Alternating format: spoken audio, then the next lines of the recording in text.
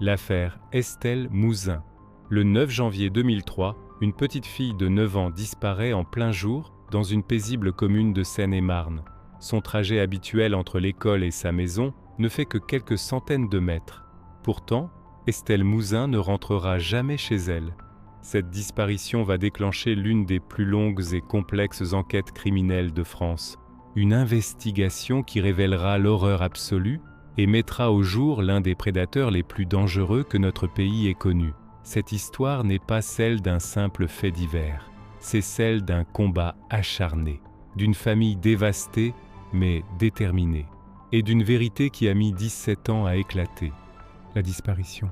Guermantes, Seine-et-Marne, 9 janvier 2003. Il est 15h15 quand Estelle quitte l'école primaire. La fillette aux cheveux châtains et aux yeux pétillants est une élève appréciée. Elle habite à 500 mètres de l'établissement, un trajet qu'elle connaît par cœur. Ce jeudi après-midi semble ordinaire. Le ciel est gris, typique d'un hiver en Île-de-France. Estelle marche seule, comme elle en a l'habitude. D'autres enfants empruntent le même chemin. Certains témoins la voient passer devant la mairie. Elle porte son cartable sur le dos. Son blouson rose la rend facilement reconnaissable. Puis, plus rien. Estelle s'évapore littéralement. Sa mère commence à s'inquiéter vers 15h45. Estelle n'est jamais en retard. À 16h, l'angoisse monte. Elle sort de chez elle, interroge les voisins.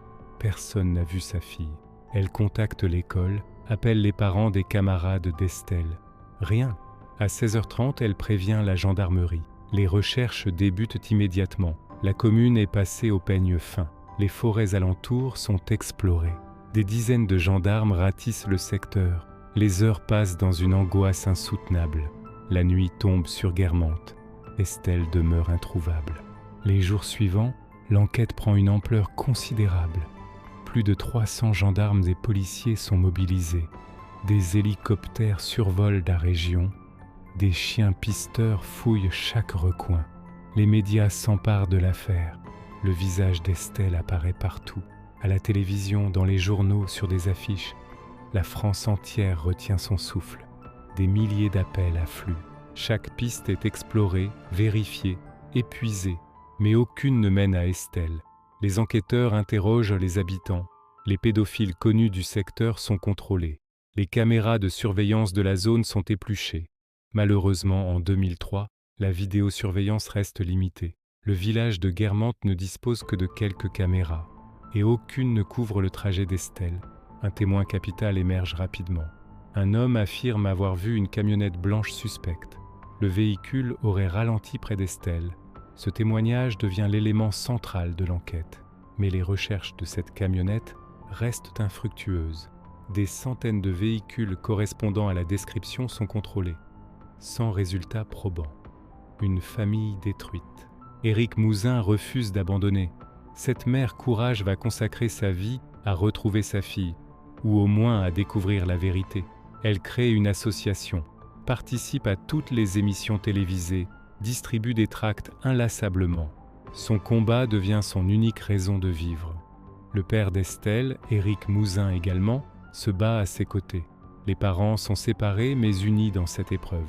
Leur douleur est immense, indicible. Chaque anniversaire d'Estelle devient une torture. Chaque Noël, une blessure supplémentaire. L'absence laisse un vide abyssal, mais jamais ils ne baissent les bras. Les années s'écoulent sans apporter de réponse. 2004, 2005, 2006. L'affaire refait surface régulièrement dans les médias, mais concrètement, l'enquête piétine. Les enquêteurs explorent toutes les hypothèses. Fugue, enlèvement, accident. La thèse de l'enlèvement s'impose rapidement comme la plus probable. Mais par qui et pourquoi? La famille reçoit des lettres anonymes, certaines cruelles, d'autres prétendant détenir des informations. Toutes sont vérifiées méthodiquement. Aucune ne s'avère fiable. Le temps fait son œuvre destructrice. Certains finissent par oublier. Pas la famille Mouzin, ni les enquêteurs qui refusent de classer le dossier. L'ombre d'un monstre. En 2003, au moment de la disparition d'Estelle, un homme circule librement en France, Michel Fourniret. Ce nom ne dit encore rien au grand public. Il vit dans les Ardennes avec son épouse Monique Olivier. Apparemment, il mène une vie ordinaire. Mais derrière cette façade se cache un prédateur sexuel d'une cruauté effroyable. Fourniret possède un passé criminel. Dès les années 1960, il commet ses premiers viols. Il est condamné en 1966 à une première peine de prison. À sa sortie, il récidive. Il connaît plusieurs incarcérations, mais parvient toujours à ressortir. En 1987, il épouse Monique Olivier en prison. Cette femme va devenir sa complice. Ensemble, ils forment un couple diabolique. Monique sert d'appât pour attirer les victimes. Une femme rassure, éloigne les soupçons. Fourniret peut ainsi approcher ses proies plus facilement. Leur mode opératoire est rodé. Il repère des jeunes filles vulnérables, souvent des autostoppeuses ou des adolescentes seules. Monique propose de les conduire. Une fois dans le véhicule, Fourniret prend le contrôle. Les victimes sont séquestrées, violées, assassinées, puis enterrées dans des lieux isolés. Les Ardennes, la Belgique deviennent leur terrain de chasse. Entre 1987 et 2003, le nombre exact de victimes reste incertain. Fourniret lui-même avoue 8 meurtres, mais les enquêteurs suspectent bien davantage. Peut-être 15, peut-être 20. La vérité complète ne sera jamais connue. En juin 2003, soit 6 mois après la disparition d'Estelle, Fourniret est arrêté en Belgique. Il tente d'enlever une adolescente assinée, mais la jeune fille parvient à s'échapper. Elle donne le signalement du véhicule. Les autorités belges interpellent Fourniret. Monique Olivier est également arrêtée. Face aux enquêteurs, elle craque rapidement. Elle commence à parler, à révéler l'innommable. Les corps de plusieurs jeunes filles sont découverts. Céline Saison, 9 ans, disparue en 1988. Natacha Danet, 13 ans, disparue en 1990. Farida Amish, 19 ans, disparue en 1988. Marie-Angèle Domès, 19 ans, disparue en 1988. Isabelle Laville, 17 ans, disparue en 1987. Johanna Parish, 20 ans, disparue en 1990, et d'autres encore. Chaque confession révèle l'ampleur du cauchemar.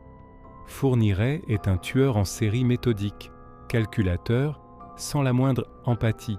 Il choisit ses victimes avec soin, les traque parfois pendant des semaines, puis frappe avec une violence inouïe. Le lien avec Estelle. Dès l'arrestation de Fourniret, les enquêteurs français s'interrogent.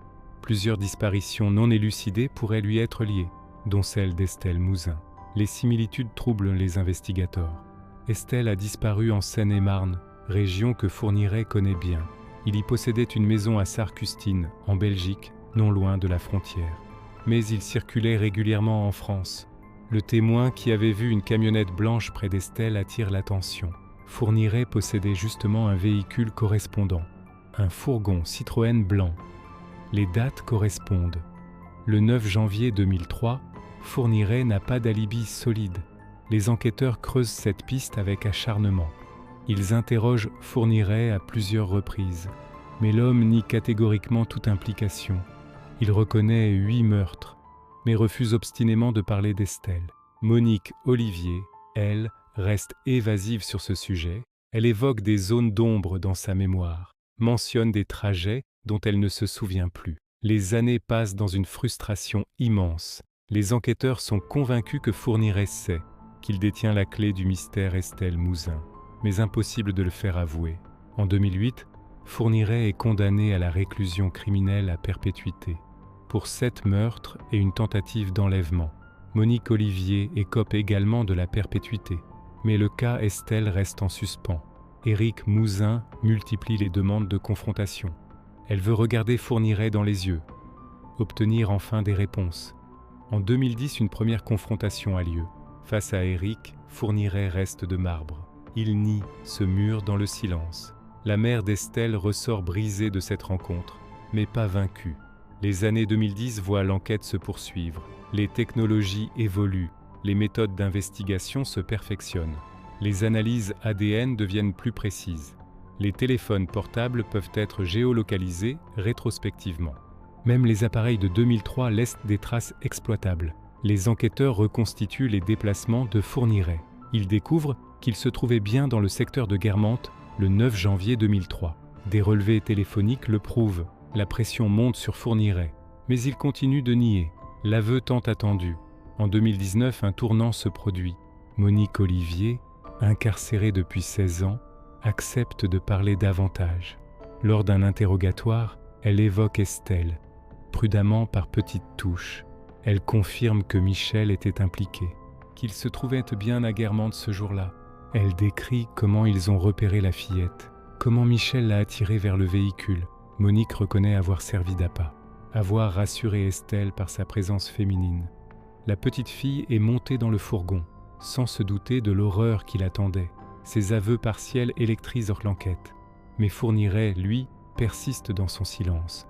Il refuse de confirmer les dires de son ex-épouse. Les enquêteurs tentent une nouvelle stratégie.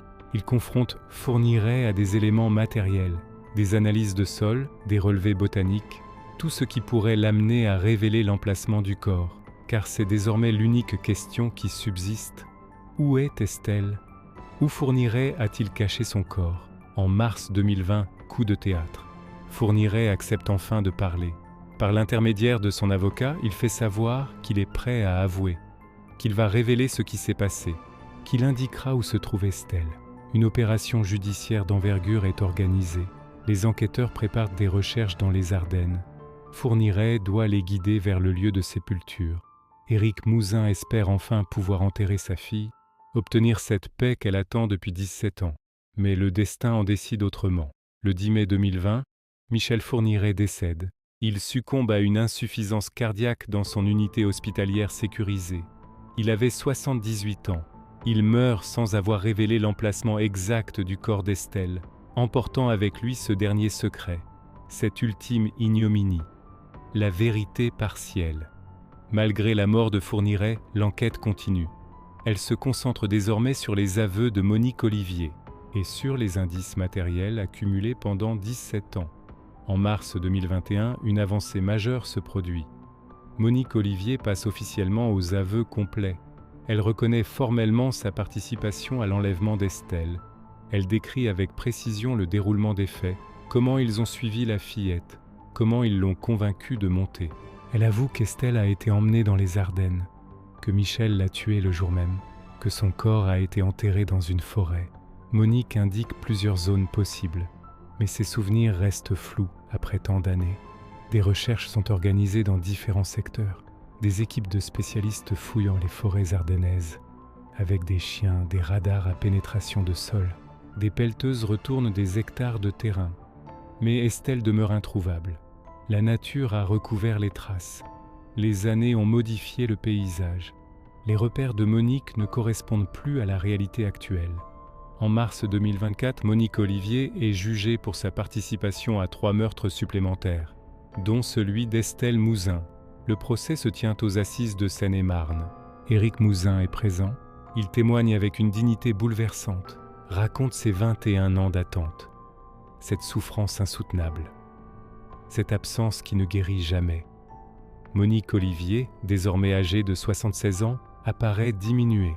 Elle reconnaît les faits, présente ses excuses à la famille, des excuses qui sonnent creux après tant d'horreur. Les experts psychiatriques décrivent une femme sous emprise, totalement soumise à la volonté de Fourniret. Mais cette emprise n'excuse rien. Elle était présente, complice, active. Elle a permis ces crimes abominables.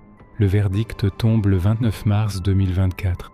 Monique Olivier est condamnée à la réclusion criminelle à perpétuité, avec une période de sûreté de 20 ans. Elle ne sortira probablement jamais de prison. Elle mourra derrière les barreaux, comme elle le mérite. Les recherches continuent.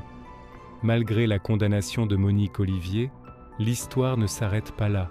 Les autorités refusent d'abandonner. Retrouver le corps d'Estelle reste une priorité, pour permettre à sa famille de faire son deuil, de lui offrir une sépulture digne. En 2025, de nouvelles recherches sont programmées. Des technologies encore plus avancées sont déployées. L'intelligence artificielle analyse les déclarations de Monique, croise les données géographiques, météorologiques, botaniques, pour tenter de réduire la zone de recherche. Des drones équipés de capteurs thermiques survolent pour les forêts. Des géologues étudient la composition des sols. Chaque indice, même infime, est exploité. Plusieurs campagnes de fouilles ont lieu entre 2024 et 2025, dans différents secteurs des Ardennes, à proximité des anciennes propriétés de Fourniret. dans des zones boisées qu'il fréquentait. Des centaines de mètres cubes de terre sont déplacés. Mais Estelle reste introuvable, comme si la forêt avait décidé de la garder, de la protéger dans son silence. En janvier 2026, soit 23 ans après la disparition, les recherches se poursuivent. Une nouvelle équipe d'enquêteurs reprend le dossier. Avec un regard neuf sur les éléments accumulés, il réinterroge Monique Olivier, tente de faire émerger de nouveaux souvenirs, utilise des techniques d'interrogatoire innovantes. L'espoir de retrouver Estelle ne s'éteint jamais complètement. Tant qu'elle n'a pas été retrouvée, les recherches continueront. C'est une promesse faite à Éric Mouzin, une promesse que l'État français entend tenir. Des associations spécialisées dans la recherche de personnes disparues s'impliquent. Des bénévoles organisent régulièrement des battues. La mémoire d'Estelle reste vivante. Son visage continue d'apparaître lors de commémorations, lors de rassemblements pour les enfants disparus. Le combat d'une mère, et elle est devenue une figure emblématique, symbole de toutes les familles confrontées à la disparition d'un enfant. Son combat a permis de faire évoluer la législation, de créer des dispositifs d'alerte plus efficaces. L'alerte enlèvement, mise en place en 2006, doit beaucoup à son action. Elle a également permis de maintenir l'attention sur l'affaire, de ne jamais laisser le dossier sombrer dans l'oubli. Grâce à sa détermination, la pression sur Fourniret n'a jamais faibli. Même si cela n'a pas suffi à le faire avouer de son vivant, Éric témoigne régulièrement dans les médias, pas pour la gloire, mais pour empêcher l'oubli, pour que chaque enfant disparu compte, pour que chaque famille sache qu'elle n'est pas seule. Son courage force l'admiration, mais derrière cette force apparente se cache une douleur permanente, une blessure qui ne se referme jamais. L'absence d'un corps rend le deuil impossible. On ne peut tourner une page qui n'existe pas. On ne peut se recueillir sur une tombe vide. Et elle vit dans un entre-deux insupportable. Sa fille n'est plus là, mais elle n'est pas vraiment partie. Cette situation d'entre-deux est une torture psychologique. Pourtant, elle continue. Elle se bat pour toutes les Estelles, pour tous ces enfants que des monstres arrachent à leur famille. Son association aide d'autres parents confrontés à ces drames. Elle partage son expérience, ses conseils. Elle offre ce soutien qu'elle aurait aimé recevoir. Les autres victimes. L'affaire Estelle Mouzin ne doit pas faire oublier les autres victimes de Fourniret. Chacune d'entre elles avait une vie, une famille, des rêves. Chacune mérite qu'on se souvienne d'elle. Céline Saison, la plus jeune, n'avait que 9 ans, comme Estelle. Son corps a été retrouvé en 2004 dans les Ardennes. Sa famille a pu l'enterrer, mais la douleur demeure. Natacha Danès avait 13 ans quand elle a croisé le chemin de Fourniret. Elle faisait de l'autostop pour rentrer chez elle. Elle ne reviendra jamais. Farida Amish avait 19 ans. Elle préparait son avenir, ses études. Tout s'est arrêté sur une route de Bourgogne. Marie-Angèle Domès, elle aussi 19 ans. Étudiante brillante, elle avait toute la vie devant elle. Fourniret l'en a privée. Isabelle Laville, 17 ans. Première victime connue du couple diabolique. Elle a ouvert la voie à une série macabre. Johanna Parish, jeune Britannique de 20 ans, elle étudiait en France, découvrait notre pays, elle ne reverra jamais l'Angleterre. Et combien d'autres? Combien de disparitions jamais élucidées? Combien de familles sans réponse? Fourniret a évoqué d'autres victimes, sans jamais les nommer précisément. Ces fantômes continueront de hanter les enquêteurs. L'héritage d'une tragédie. L'affaire Estelle Mouzin a profondément marqué la France. Elle a révélé les failles du système, la manière dont un prédateur peut passer entre les mailles du filet. Fourniret était connu des services de police. Il avait déjà été condamné pour viol.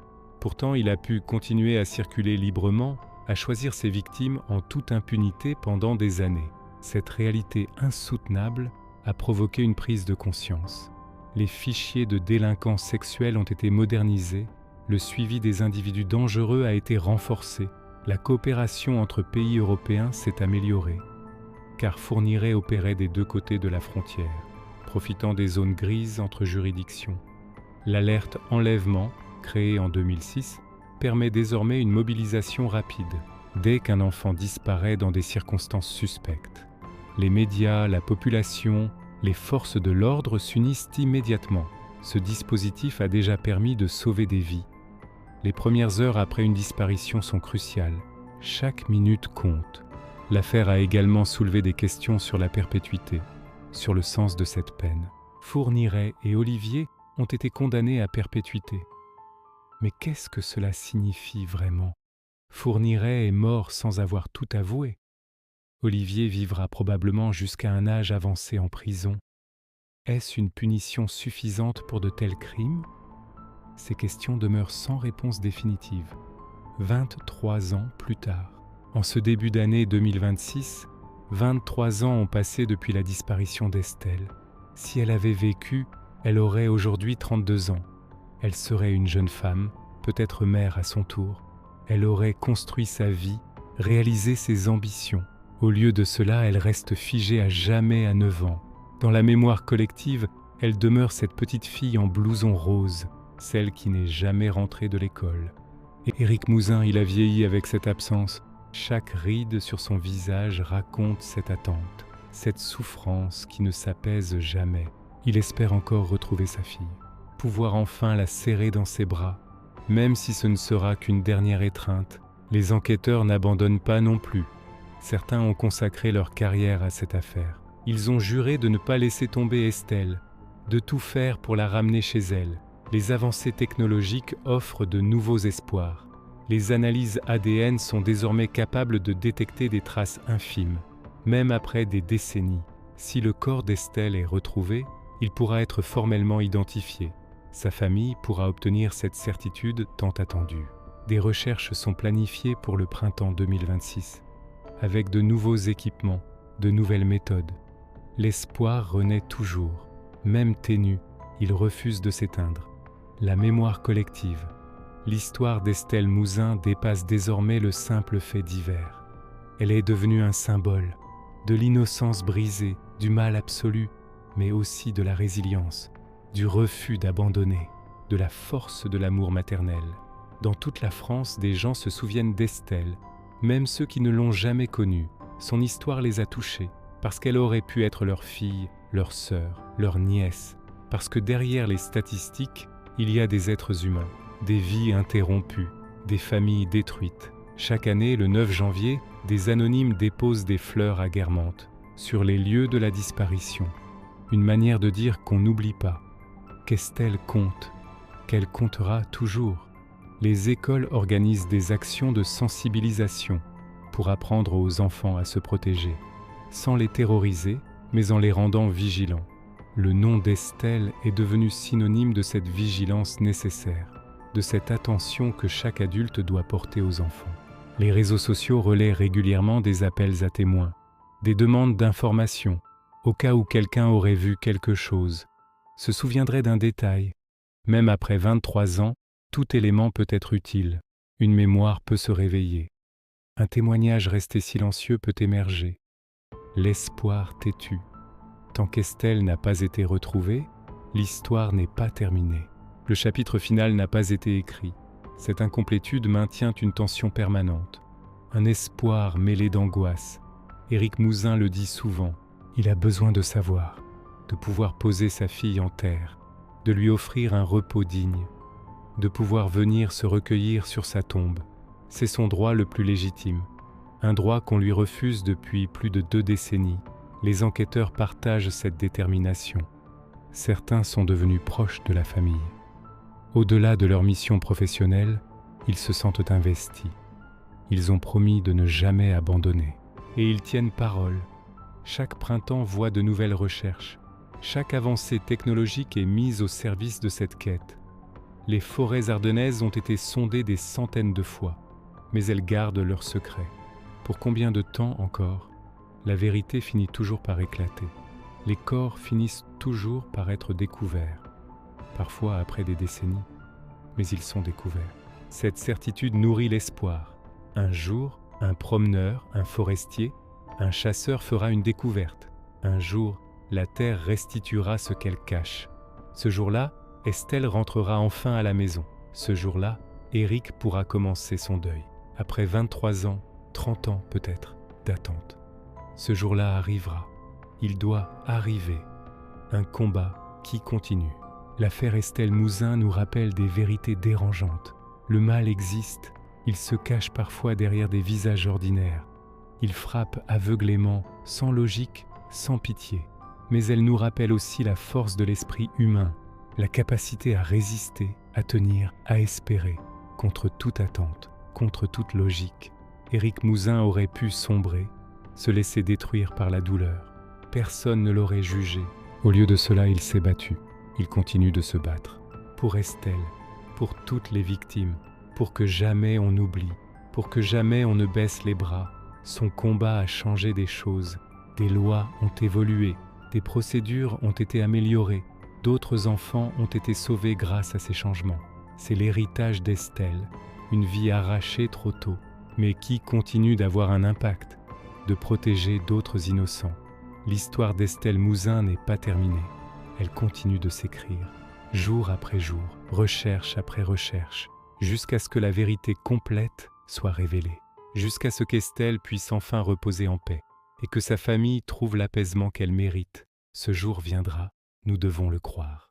Nous devons continuer à chercher, à nous souvenir, à honorer la mémoire d'une petite fille qui ne méritait pas ce destin, mais qui, malgré tout, continue de nous rappeler ce qui compte vraiment, la protection de nos enfants, la justice pour les victimes et la force incroyable de l'amour parental. Cette histoire vous a touché ? Elle soulève des questions essentielles sur notre société, sur la manière dont nous protégeons nos enfants. Alors rejoignez cette communauté qui refuse l'oubli. Abonnez-vous pour ne manquer aucune mise à jour sur cette affaire, car chaque vue, chaque partage maintient l'attention sur Estelle, maintient la pression pour que les recherches continuent. Activez la cloche pour être alerté dès qu'une information tombe. Car le jour où Estelle sera retrouvée, nous voulons que vous soyez là, pour célébrer ce moment avec sa famille, pour témoigner que la persévérance paie, que la justice, même tardive, finit par s'imposer. Ensemble, nous sommes la mémoire d'Estelle. Ensemble, nous refusons que son histoire tombe dans l'oubli. Ensemble, nous continuons d'espérer. Rejoignez-nous dans ce combat. Un simple clic peut tout changer. Pour Estelle, pour toutes les victimes, pour que jamais plus un enfant ne disparaisse dans l'indifférence. Abonnez-vous maintenant. Soyez la voix de ceux qui n'en ont plus.